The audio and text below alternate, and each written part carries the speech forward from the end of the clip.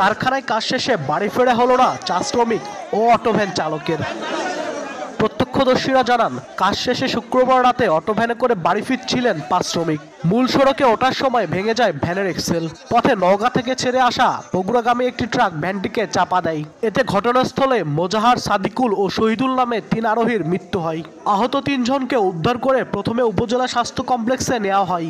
অবস্থার অবনতি হলে 2 জনকে পাঠানো হয় শহীদ জিয়াউর রহমান মেডিকেল কলেজ হাসপাতালে। সেখানে চিকিৎসাধীন অবস্থায় মারা যান ভ্যান চালক ও আরেক আরোহী। যখন ট্রাক কাছাকাছি আসছে তখন ওই মনে করেন ঘুরাইছে ডাইরেক্ট মোট এমনভাবে ঘুরাইছে, তখন মনে করেন যে ট্রাক ডাইরেক্ট আসা উপর দিয়ে মেরা দেওয়া থেকে চলে গেছে। সামনে থেকে আসছে আর ট্রাকটা সামনে থেকে মেরা দিছে। পুলিশ জানায়, ঘাতক ট্রাক পালিয়ে যাওয়ায় জব্দ করা যায়নি। নিহতদের মরদেহ আইনি প্রক্রিয়া শেষে পরিবারের কাছে হস্তান্তর করা হয়েছে। এই বিষয়ে আইনগত যে ব্যবস্থাগুলো সেগুলো এখন প্রক্রিয়াধীন আছে। ট্রাকের চালক বা কেউ আটক আছে? না, এখন পর্যন্ত আটক নেই। নিহত 5 জন বগুড়ার দুপচাচিয়া, আদমদিঘি ও কাহালু উপজেলার বাসিন্দা। আব্দুল আউয়াল, সময় সংবাদ, বগুড়া।